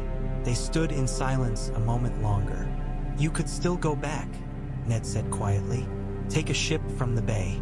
Reach King's Landing while we dither. Tell your sister whatever you like. Say you tried to reason with me. And then what? Tyrion asked. Watch from her window as your army and my father's tear each other apart? No, thank you. I've seen enough blood to last me. I'll stay here, where I can at least pretend my counsel matters. You believe we can avoid a slaughter, Ned said.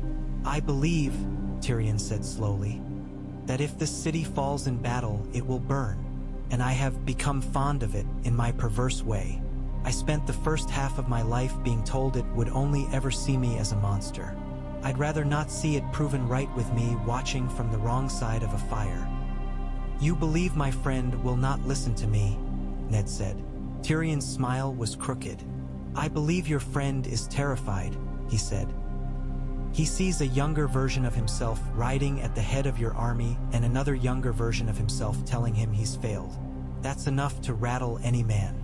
especially one whose liver is more wine than flesh. Ned's hand tightened on the hilt of his sword. I did not come here to show him his reflection, he said. I came to do what he cannot, what he will not. Then do it quickly, Tyrion advised, before the wrong man puts a torch to the wrong thing. The wrong man did not put torch to anything that night, nor the next. The armies camped. The sky darkened. Rain came in fitful bursts, turning the ground to sucking mud. Tywin Lannister marched closer with every day. In the end, it was Robert Baratheon's pride that decided matters. He drank himself into a stupor, raged at his small council, called for justs and concerts and anything that would drown out the knowledge that 3 of the 7 kingdoms stood outside his gates. In a rare lucid moment, he signed a decree naming Ned Stark a traitor and ordering his arrest and execution. Send it, he told Varys. Send it north. If he will not come to me, let someone go cut the bastard's head off where he stands. Varys bowed and took the parchment. In the quiet safety of his own chambers, he burned it. Not yet, he whispered. Not like this. But other things moved that he could not stop. Cersei whispered poison into Joffrey's ear. Joffrey, eager to prove himself a king, ordered the gold cloaks to make a show of strength at the gates, to put the rabble in their place. Janos Slynt obeyed, sending his men to beat back a small crowd of city folk who had gathered near the main gate to shout at the northern lines and beg for bread. A stone flew. A crossbow bolt answered. Before anyone quite knew how, the gatehouse was a swirl of shouting, panicking people, gold cloaks lashing out, Triad archers raising bows in alarm. Someone yanked a lever. The portcullis rattled up a foot, then crashed back down. From the Triad lines, it looked like the city was opening fire. Shields, Robb shouted as arrows arced. A northern boy went down with a shaft in his throat. A Riverlands man beside him fell screaming, an eye pierced. A Vale knight's horse reared as a bolt caught it in the flank. Ned's heart clenched. He saw the confusion, the panic, the way fear could spiral out of control. He saw, in a flash, the trident soaked red with dragon and stag blood. He saw King's Landing burning under caches of wildfire Ares had hidden. If this goes WR. He thought, it will not just be us. It will be them. All of them. Every child in those alleys, every woman in those rooms. He turned to his standard bearer. Raise the white banner, he snapped. Full sight. Sound the cease. The horn blew, a long, mournful note. The Triad line held, wavered, then steadied. Men lowered bows. Shields stayed raised, but no one advanced. On the walls, the gold cloaks regrouped, confused. In the chaos, one man's instinct could have changed everything. Janos Slynt, sweating in the gatehouse, made a choice. Stop, he snarled at his archers. Stop, you bloody fools. You start a war today and it's our heads roll first. He bellowed orders. Slowly, grudgingly, the city's return fire trickled to nothing. The moment passed. The spark did not catch. Ned let out a breath he hadn't known he was holding. We cannot sit like this forever, Jon said later, in the command tent, rain drumming on the canvas overhead. No, Ned agreed. We can't. What then? Edmure demanded. Storm the walls? Wait until Tywin's behind us and let them crush us between hammer and anvil. Would you have us slink away? Jon scoffed, tail between our legs, to say, we stood before King's Landing and did nothing? Ned stared at the map, at the little wooden city carved into its center. We go in, he said softly. The words fell into silence like a stone into still water. In, Edmure echoed. Through the gates, Ned said. Not as conquerors, as petitioners, with a small escort. We kneel before the king and demand he do what we came here to force him to, hold a public inquiry. Put his queen and her kin to question before the whole court. Let the realm see. That is madness, Jon said. They will arrest you the moment you cross the threshold. Perhaps, Ned said. Perhaps not. Janos Slynt is not a loyal man. He is a profitable one. If he sees that the wind is changing, he may think twice before shutting the gate on it. And if he does not? Edmure asked, voice tight. Then you march home, Ned said. You take this army north. You hold your lands and your people. You do not die for me within these walls. You hear me? You think we would leave you? Yon growled. I think I will not have you all slaughtered in a trap, Ned said. If someone must be bait, let it be me. I have walked into that lion's den before, and barely survived, Yon said. You would risk it again? Not for Robert, Ned said quietly. Not anymore. For the realm. For your children, Edmure corrected. Yes, Ned said. For them. And for yours. And for everyone else's. If this city burns, it will not care whose sigil they wore. He looked at the two of them, at the other lords gathered, at Rob in the corner, face pale but stubborn. I will take a small party, Ned said. Yon, I would have you with me. Your presence speaks for the Vale. Edmure, you stay here. If we do not return by dawn, assume the worst. Act accordingly. There is another option, Tyrion said, from where he sat on a chest, legs dangling. Send me. Edmure snorted. They'll cut your head off, he said. True, Tyrion conceded. But they might hesitate first, wondering if cutting off one lion head will bring the rest of the pride down on them. Whereas cutting off yours, Lord Stark, makes a much tidier picture. I will not hide behind you, Ned said. I know, Tyrion said. That is what makes you a fool and a good man. The realm has had enough of the other kind. In the end, Ned took both Yon and Tyrion, along with a dozen picked guards from each region. Robb begged to go. Ned refused. If I do not return, he said quietly, gripping his son by the shoulders. You will have enough burdens without adding mine. Stay. Command. Listen when Yon speaks, and do not let anyone, talk you into a rash charge for the sake of song. I can't just watch, Robb whispered. You can and you must, Ned said. I did when your grandfather rode to King's Landing, when Brandon rode to demand justice. I stayed in Winterfell and kept our people alive. That was my duty then. This is yours now. He pulled his son into a brief, fierce embrace. Winter is coming, he murmured into Robb's hair. Remember that. War is bad enough. War in winter is worse. Your first duty is to our people, not to glory. Robb nodded, jaw clenched so tight Ned could hear his teeth grind.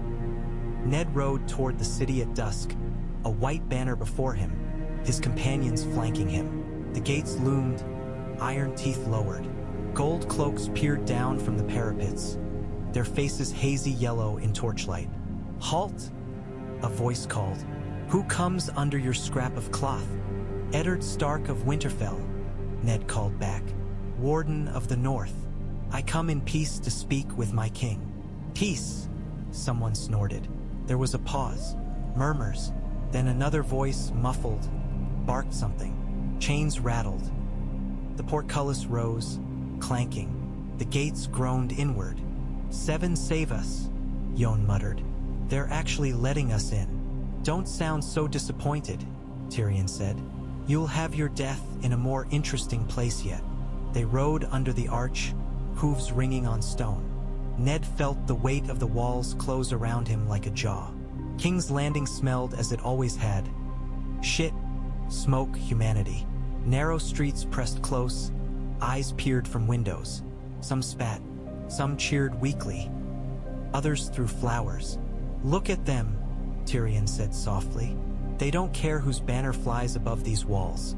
So long as someone keeps them fed and doesn't set them on fire. Then we had best do that, Ned said. The Red Keep awaited.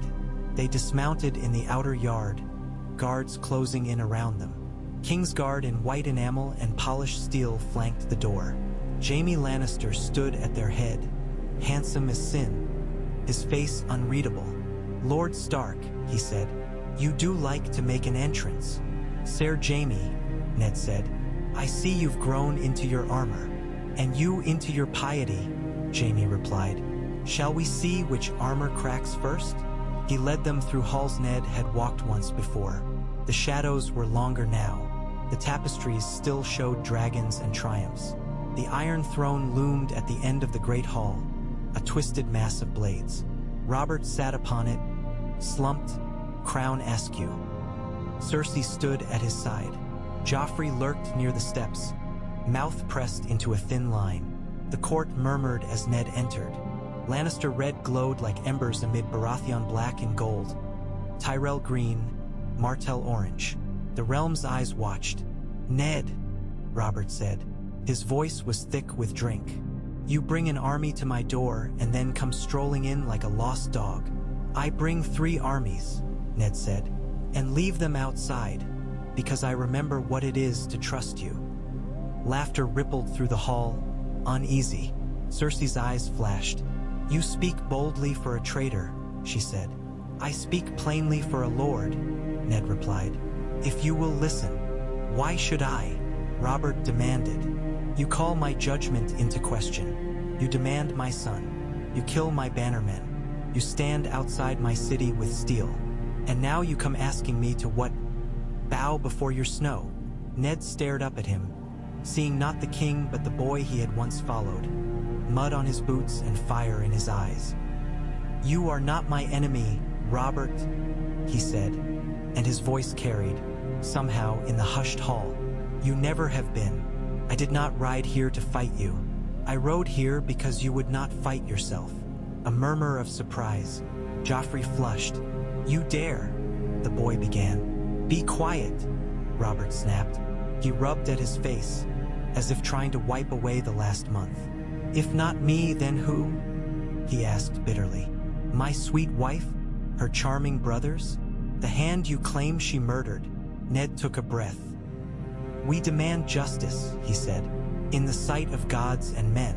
Jon Arryn's death, Bran's fall, Gregor Clegane's depredations. We demand that those who stand closest to you answer questions before lords of all the realm. You refused us that in letters. We came to ask in person." "In person, with a knife to my throat," Robert said. "In person, with a mirror to your face," Ned said. "Look at yourself, Robert. Look at what you've become." The man I followed would have dragged these questions into the light himself. Now you hide behind lions. He glanced at Cersei, whose lips thinned. Her hand strayed toward her son's shoulder, protective. "You dare to insult the queen in her own hall," she said. "I dare to say what every man here knows," Ned said. "You rule this realm in your husband's name, your grace. Your father's gold buys the soldiers. Your brothers spill the blood. You have the king's ear and bed. If there is rot, it starts where you stand." Gasped. A hiss. Joffrey's hand went to his sword hilt. "You will keep a civil tongue," Robert slurred, but there was no real heat in it. "Will you answer?" Ned asked him, ignoring her. "Will you call this council? Will you put your wife and her kin, and my accusations and leases, before the lords who bled for you? Or will you call me traitor and cut my head off where I stand?" Robert stared at him. "You put me on that throne, Ned," he said softly. "Now you want to pull me off it. I want you to sit it like a king," Ned said. Cersei laughed, brittle as glass. "He cannot," she said. "He never could. He is what he is. A hammer, not a ruler. He never wanted this, only the songs that came with it. And you are no better. You hide your bastard in your snow. Pretend your honor is clean, while the realm rots between you." Ned felt the blow like a physical thing. His hand tightened. For a moment, he saw the faces of all the lies he had told, all the truths he had buried. "This is not about me," he said, "nor about Robert's nature. This is about what you have done with the power he gave you. Jon Arryn died asking questions about your children. My son fell when he saw something he should not have seen. You want us to believe that is coincidence." She smiled, slow and deadly. "What do you think he saw?" she asked. Ned looked at Joffrey, at the way his hair shone gold, like Jaime's, at the way Tommen and Myrcella, standing near their mother, mirrored that color exactly, at the way none of them carried even a trace of Robert's black. "Your brother," he said, "where he stood when he stood there, with whom?" He saw what I now suspect, that the boy on that throne is no son of Robert's at all. The hall exploded in sound. Shouts, curses, gasps, swords half drawn and shoved back. Robert lurched to his feet. "What?" he roared. Cersei went white and then red. "You dare," she began. "Look at them," Ned shouted over the noise. His voice, honed on icy yards and battlefields, cut through the chaos. "Look at your bastards, Robert, the ones the realm whispers about. Brown-haired, black-haired, everyone favoring you. And look at these." He thrust a hand toward Joffrey and the others. "All of them Lannister fair, all of them the image of Jaime." When Jon Arryn asked, "The seed is strong," this is what he meant. Robert staggered back as if struck. "I never," he began. "I thought, the gods." Cersei's face twisted. "You never thought," she spat. "Not once. You came into my bed drunk, left me bruised and used, and never thought to look at what you made. Why should I give you a son, when all you gave me was hate? I took what comfort I could where I found it." Jaime's hand went to his sword. The other Kingsguard shifted uneasily. "You admit it," Ned said, and there was a grim satisfaction in his voice but no joy. "Here, before the realm. What will you do?" Cersei laughed. "Addition, execute me? You haven't the stomach. Put me aside? Make some nameless whore's brat your heir? The realm will not have it." "It may not have a choice," Yohn Royce said, stepping forward, his voice ringing. "By law, if the Queen's children are not of the King's blood, they cannot inherit. Stannis Baratheon is next in line. Then Renly. Not these. And what will you have, Royce?" Cersei sneered. "Stannis, who will burn us all in his zeal. Renly, who plays at war like a game of Cyvasse. Or this northern traitor, who pretends he does not want the throne while gathering 3 kingdoms at its foot." "I do not want your throne," Ned said, "but I will see that whoever sits it is there by right, not by lies." "You will see nothing," Cersei hissed. Her hand flicked. Somewhere behind the throne, a bell rang, sharp and sudden. For a heartbeat, nothing moved. Then gold cloaks spilled into the hall, swords drawn, forming a line between Ned and the dais. "Treason!" Joffrey shrieked. "They draw blades in the King's Hall. Kill them all." Ned's hand went to ice, Yohn's to his bronze sword. The 12 guards they had brought drew as well, eyes wide. "Stop!" Robert bellowed. No one stopped. The moment shattered. The first gold cloak lunged. Ned's guard met him. Steel rang. Someone screamed. The hall erupted. Ned had fought in tight spaces before. He knew the feel of men pressing in, the smell of sweat and fear and blood. He moved almost without thinking, parrying a thrust, stepping aside, using a man's momentum against him. Ice felt clumsy here, too big for such a crowded space, but its weight was a comfort all the same. "Tyrion!" he shouted, looking for the dwarf. Already hiding, Lord Stark. Tyrion's voice came from somewhere near the pillars. "Try not to die. It will ruin my plans." Yohn Royce fought like a man half his age, his bronze-sheathed blade flashing. He cut down one gold cloak, then another, his armor ringing with blows. His men closed around him. "Get to the door," Ned shouted. "If we can reach." He never finished. A Kingsguard knight stepped into his path, white cloak swirling, sword gleaming. "Ser Barristan," Ned said. "Lord Stark," Barristan Selmy replied. Their gazes met. In that moment, there was no king, no queen, no lions or wolves. Only 2 old warriors who had seen too much. "Will you stand aside?" Ned asked. "I stand where the king commands," Barristan said softly. "Then I hope he commands you to live," Ned said. They met. Ice crashed against Barristan's lighter blade, sparks flying. The older knight moved with a grace that belied his years, deflecting, sidestepping, using the big sword's momentum against its wielder. Ned's shoulder burned where a glancing blow had gotten through. Around them, the hall was a chaos of individual struggles. Yohn took a cut to the thigh and went down to one knee, then surged back up with a roar, smashing his hilt into a gold cloak's face. Two of Ned's men lay still, blood pooling around them. "Enough!" a voice roared. It was not Robert's. It was Jamie's. He leaped into the fight with a fluid ease, his golden hair flashing. His blade intercepted another that had been aimed at Ned's back. "Not him," Jamie snarled at the gold cloak. "He's mine." They circled each other now. Ned, Barristan, Jamie, a deadly triangle amid the melee. Ned's breath came hard. His arm ached. He had not wanted this. Gods, he had tried to avoid it. But here he was again, in a southern hall, sword in hand, fighting for a king who would not fight for himself. It ended not with a killing stroke, but with Robert's. He had been slow to rise, slower to descend from the throne. But now he stumbled forward, shoving past guards, his chest heaving. "Stop!" he bellowed, voice cracking. "Stay your swords, damn you all. Slint, call your men off. Jamie, stand down. Barristan, by the 7. If you don't stop, I'll have your head for a chamber pot." The force in his voice, the old command, surprised them. For a moment, men hesitated. "Drop your blades," Robert roared. "That's an order." Slowly, reluctantly, the gold cloak stepped back, swords lowered. Jon Royce went down on one knee, panting, blood seeping through his armor.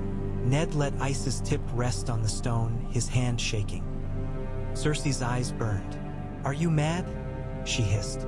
"They come here, accuse your queen, your children, attack your guards, and you.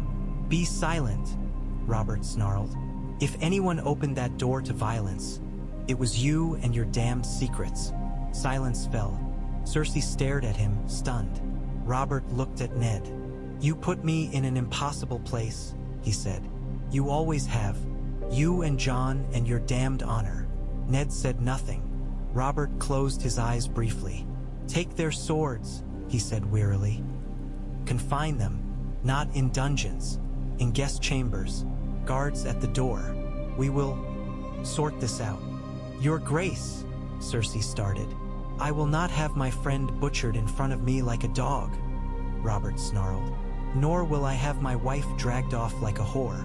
We will do this properly, in council, with all the realm watching." He swayed. "Varys," he said, "send ravens. To Stannis, to Renly, to Tywin, damn him, to the lords of the Triad. We will have this inquiry they want, but by my command, not theirs. They came here for justice. We will give them a taste of it, and may the gods choke us all." It was not tidy, it was not clean, but it was enough. Ned surrendered ice. Jon Royce surrendered his bronze. Tyrion, who had somehow not drawn steel at all, surrendered his tongue, or seemed to, staying unusually quiet as they were escorted away. Outside, the Triad army waited. Robb paced. Edmure argued with Mallister and Blackwood about contingencies. Jon's men chewed their lips.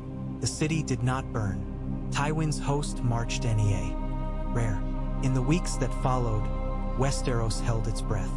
The Great Inquiry, as singers later named it, was held in the throne room of the Red Keep. Lords from all the kingdoms or their proxies attended. Stannis Baratheon came from Dragonstone, his jaw clenched. Renly came with shining green and gold behind him. Tywin arrived late, Lannister red spilling into the city like blood. Ned stood before them all, hands bound but head high. Cersei stood across from him, chin lifted. Joffrey, Tommen, and Myrcella watched from a lesser dais, guarded by white cloaks. The realm's eyes met in that hall, sharp and hungry. Questions were asked. Witnesses called. Varys laid out Jon Arryn's final movements. Maesters testified about the effects of certain poisons. Servants spoke of who had been where on the day Bran fell. Littlefinger lied with the ease of long practice. Tyrion deftly skewered holes in some of those lies with casual asides and apparently innocent questions. It emerged slowly, horribly, that Jon Arryn had indeed been asking about bastards, about books on lineage, about hair and seed and strength. That he had visited a certain armorer's street. That he had spoken with Stannis Baratheon. who now stood stone-faced and said, in a voice barely above a whisper, that he believed the king's children were not of the king's blood. It emerged that Bran had seen the queen and her brother together in a way no brother and sister should be. That he had fallen, not jumped. There was no living witness to the hand that pushed him, but the weight of circumstance bore down like an avalanche. Cersei was offered a chance to deny it all. She did not. "I will not let you make me crawl," she said when Robert begged her, in private, to at least say the words. "Then you doom us all," he whispered. "You doomed us when you swung your hammer at my house," she replied. "I am merely taking my share of the wreckage." In the end, the council came to a conclusion even Robert could not flinch from. "The children are not of your body," Stannis said bluntly. "They cannot inherit. By law, they are bastards. By law, the throne passes to me." Renly scoffed. "By law, perhaps," he said. "By sense, it should pass to someone the realm might love." The Triad Lords listened, watching southern politics begin to devour themselves. Ned spoke only once at the end. "The law is the law," he said. "You cannot pick and choose which parts of it to obey." "Easy for a man with no desire for this chair to say," Renly retorted. "Do you desire it?" Ned asked. Renly hesitated, then smiled. "I desire what's best for the realm," he said. "And I know they would rather look at me than my brother's scowl." "We can discuss crowns later," Robert said hoarsely. He was a shadow of the man he had been, drained by weeks of self-questioning. "For now, the queen and her children. They did not ask to be born," Ned said softly. He looked at Joffrey, whose face was chalk white, Tommen, eyes brimming, at Myrcella, clinging to her brother's hand. "The boy on that throne has done cruel things," he went on, "but he is still a boy. The younger two have committed no crime beyond being born into lies." Cersei's eyes filled with tears, the first true ones he had seen there. "What would you have us do?" Robert whispered. "Send them away," Ned said. "To the Citadel, perhaps. To Old Town. To be wards and acolytes and whatever else they can manage. They cannot inherit, but they need not die. As for the queen," he looked at her. "She has committed high treason," Stannis said flatly. "Yes," Ned said. "If you execute her, you will make a martyr for Lion loyalists and a caution for every other woman in the realm who sees that her son's blood is less important than her husband's pride." "You argue mercy after all she has done?" Jon muttered. "I argue pragmatism," Ned said. "Send her to the Silent Sisters. Let her take the veil. Let her live out her days without tongue or hair, in a cold cell washing the bodies of the dead. It is punishment enough, and it leaves you free to rebuild without more blood." Robert closed his eyes. "So be it," he whispered. Cersei's scream when they cut her hair echoed in corridors for days afterward. Joffrey fought like a wildcat when they dragged him away. He spat and cursed and called for their deaths. Tommen went quietly, sobbing. Myrcella did not cry until the door shut between her and her mother. The realm watched, stunned. Tywin Lannister did not rage, not openly. His jaw tightened until the muscles stood out in cords. He left court without a word. Within a week, he was gone from the city, his red-cloaked men filing after him. They would not forget, nor would they forgive. The throne stood empty for a long, strange moment. "When you asked us to overthrow every southern crown," Edmure said to Ned later in a shaded courtyard, "I did not think you meant literally. I never asked to overthrow anything," Ned said tiredly. "I asked for justice." "You have it," Jon said. "Of a sort. The queen punished. The children set aside. The truth known. What now?" "Now," Ned said. "They will look for a new crown." The South tore itself apart, as Ned had feared. Stannis Baratheon staked his claim on unbending law. Renly staked his on charm and the Tyrell's support. Each began quietly to muster.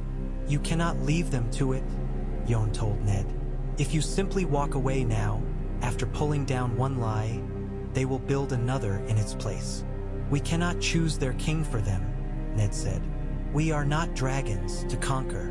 Perhaps not, Tyrion said, but you are very large men with very large armies. That counts for something. In the end, they did something no one expected, least of all themselves. They did not choose a king. They chose a council. Esteros has had enough of single men on tall chairs, Ned said, standing in the throne room before the assembled lords. Enough of madmen and drunkards and zealots and children. The Iron Throne was forged from the swords of those who bent the knee to one conqueror. Let it be ruled henceforth not by one will, but by many. He looked around. Let each great region send a voice, he went on. The North, the Trident, the Vale, the Reach, the Westerlands, the Stormlands, Dorne, the Crownlands. 8 chairs around a table. Let them choose among themselves a Lord Protector for fixed terms. 5 years, perhaps, 10. Someone to lead armies when needed, to break ties, to speak for the realm abroad. When that term is done, another is chosen. No crowns, no hereditary right. Madness, someone muttered. Chaos. Order, Ned said, of a different sort. No one man's madness can drag the realm down if 7 others say no. And if they are all mad? Renly asked, half amused, half intrigued. Then perhaps the realm deserves what it gets, Tyrion said dryly.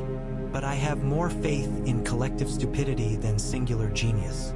It tends to be more survivable. Stannis scowled. There is no law for this, he said. Then we write one, Ned said, as our ancestors once did when they forged the first laws. The old order has failed us. Twice now, dragons and stags have left us with corpses. I will not leave my children a third. The debates were fierce. The Westerlands favored a return to monarchy under a new, Lannister-friendly puppet. Dorne wanted independence. The Reach wanted influence. The Stormlands were too divided between Stannis and Renly to speak as one. In the end, the sword in the hall decided it, or rather, the absence of it. The Triad army still sat outside the city. Tywin's men had withdrawn but were not gone. The Reach's levies began to swell Old Town and Highgarden. Everyone had swords and everyone knew it. We either agree on something, Edmure said, or we start killing each other. Again. Another dragon, Jon said, or another council. The council won. They dissolved the Iron Throne as it had been known, melted some of its blades to forge 8 chairs for the new Council of Regents. The rest remained twisted iron. A reminder. Robert abdicated, to the surprise of all, including himself. I never wanted the damn thing, he said, signing the parchment. Let wiser men fight over it. I'm going hunting. He rode north afterward to Winterfell, where Ned received him with a weary, wary embrace. They drank together in the great hall, not as king and lord, but as battered old companions who had somehow managed not to kill each other or everyone else. You saved us, Robert said, staring into his cup. Or condemned us.